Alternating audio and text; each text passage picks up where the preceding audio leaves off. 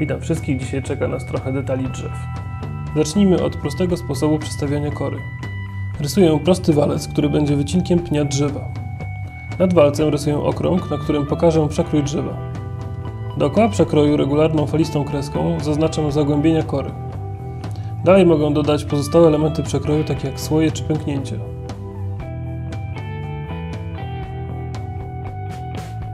Teraz informacje z przekroju wykorzystam na dolnym rysunku. Z każdego zagłębienia w korze wyprowadzam pion. Dzięki takiemu rzutowaniu piony podkreślają obłość pniaka, układając się stopniowo coraz gęściej przy jego bokach. Najpierw wykorzystam piony do przeniesienia prostego przekroju na górną ścianę walca i zaznaczenia znowu kory, słojów i pęknięć. Teraz, wykorzystując piony, zaznaczę podziały kory sosny. Podziały są położone w pobliżu pionów, nie muszą do nich ściśle przylegać. Piony mają jedynie pomóc w stopniowym zagęszczeniu podziałów kory bliżej boków. Korę zaznaczam jako wydłużone w pionie pola, które obrysowuję wewnątrz dodatkowymi liniami. Może to przypominać poziomice na mapie.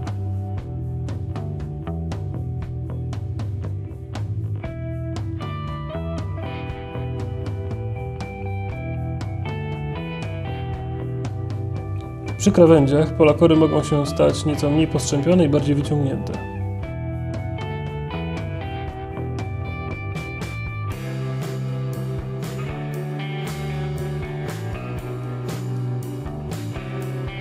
Cieniując korę, mocniej zaznaczam zagłębienia. Jeżeli jedną stronę pocieniuję nieco mocniej, dodatkowo jeszcze bardziej wydobędę obłość pnia.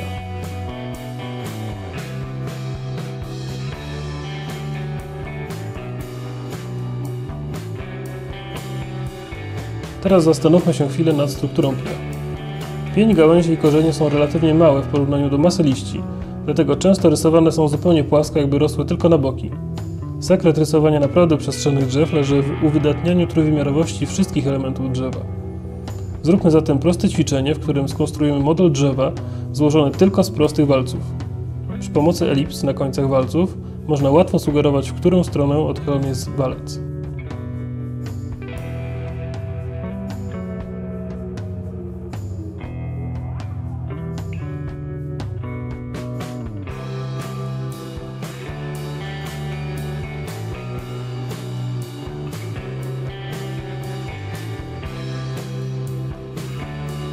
Najłatwiej oczywiście rysować te konary, które rozchodzą się na boki. Nie należy jednak zapominać o tych, które wychodzą za drzewo lub kierują się w stronę obserwatora. Takie gałęzie będą złożone z walców w dużym skrócie perspektywicznym, których podstawy są bardzo pełnymi elipsami, prawie kołami.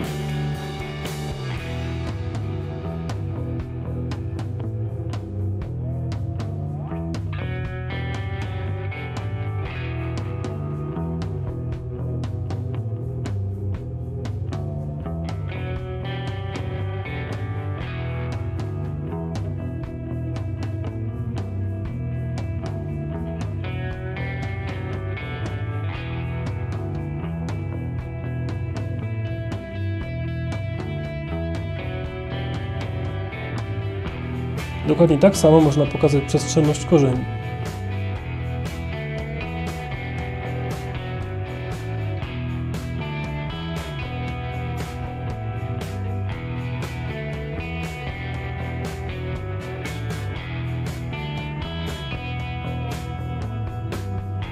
Przy cieniowaniu pomijmy na razie fakturę kory i skupmy się jedynie na wydobyciu bryły pnia, korzeni i gałęzi.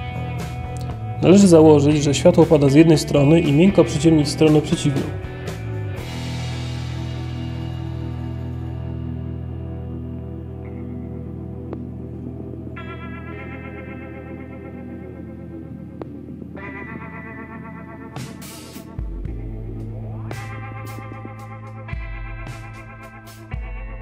Tak utworzone drzewo nie wygląda jeszcze przekonująco, ale to nie koniec.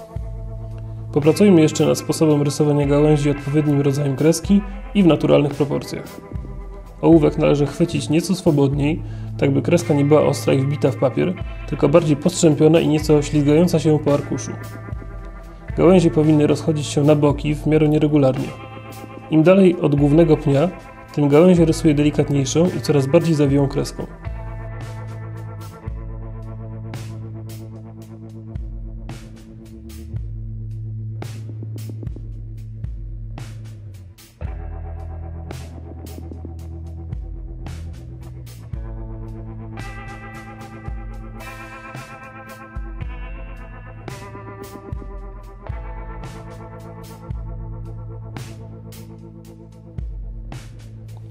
Im dalej od głównego pnia, tym bardziej konar dzieli się na drobniejsze i bardziej zagęszczone gałązki.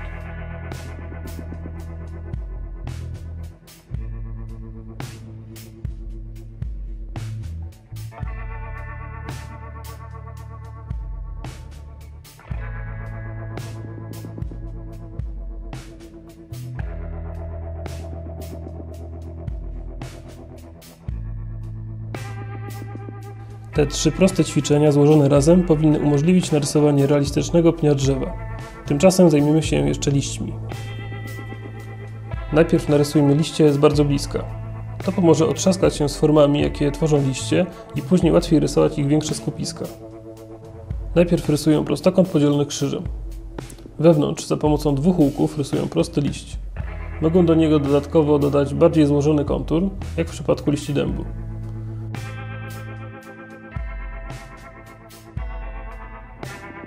Teraz narysujmy sobie taki sam liść w beczkowato wygiętym prostokącie.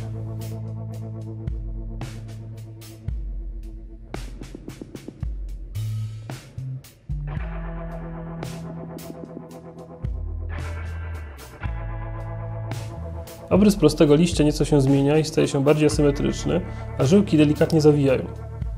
Jako kolejny narysujemy nieco zwiędnięty liść wygięty w drugim kierunku. Jego obrys staje się wyraźnie asymetryczny.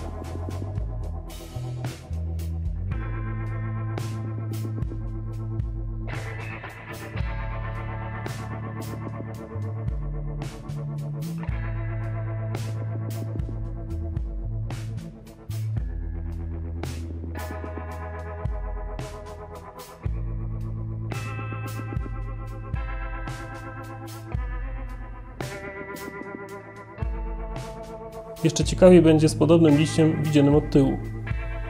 Tu zobaczymy zarówno wierzch, jak i spód liścia.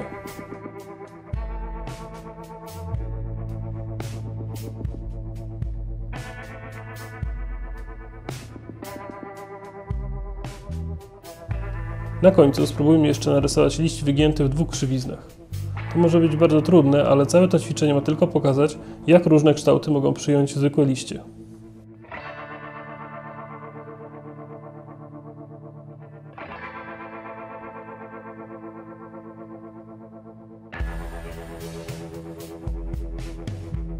Cieniowanie takiej niewielkiej gałązki już bezpośrednio pomoże w cieniowaniu większych skupisk gałęzi. Ciemny spód liścia pomaga wydobyć z tła jasną część liścia z przodu.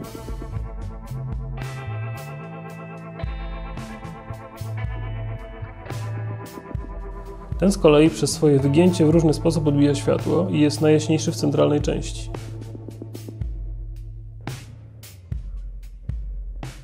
Liść wygięty beczkowato będzie ciemniejszy na jednym boku. To ćwiczenie pokazuje, że liście mogą tworzyć bardzo zróżnicowane plamy.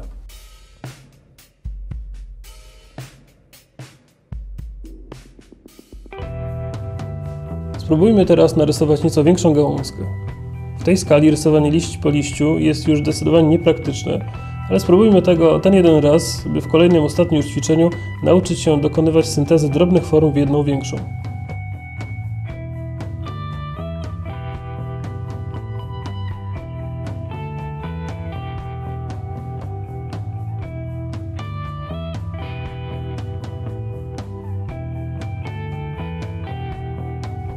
Zaznaczam zatem wszystkie liście. Staram się pamiętać o tych, które przesłaniają gałązkę oraz o tych, które przyjmują dziwne formy, tak jak w poprzednim ćwiczeniu.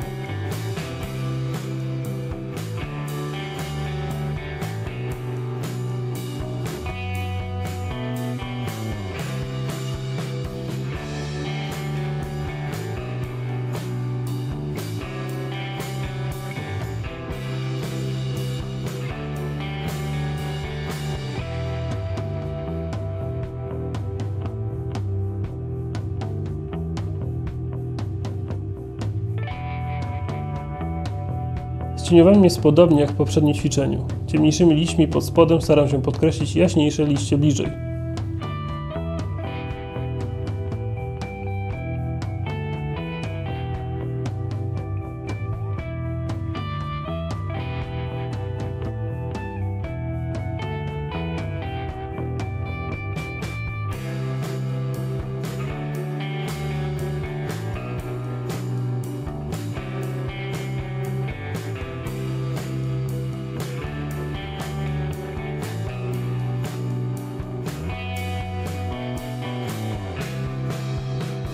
Na koniec przyjrzyjmy się tak narysowanej gałązce przez zmrużone oczy.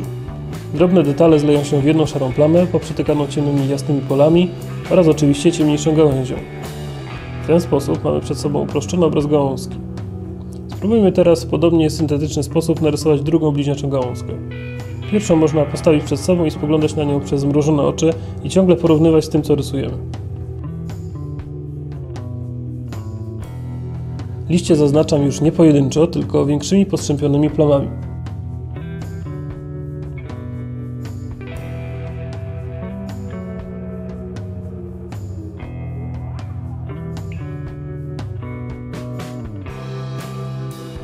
Podobnie przy cieniowaniu najpierw zaznaczam większą szarą plamę, poprzetykaną jasnymi prześwitami, a później dodaję ciemniejsze akcenty.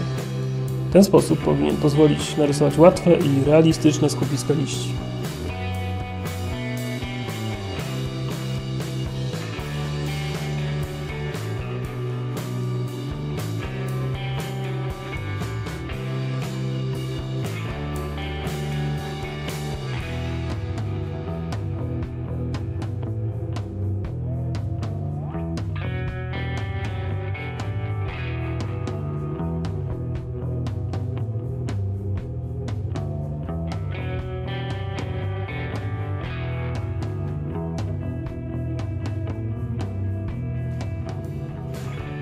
Na następnym filmie zbierzemy sobie informacje z 3 poprzednich zajęć i narysujemy stare drzewo. A tymczasem zachęcam do udostępnienia tych filmów na portalach społecznościowych, do polubiania i do subskrybowania. Do zobaczenia wkrótce.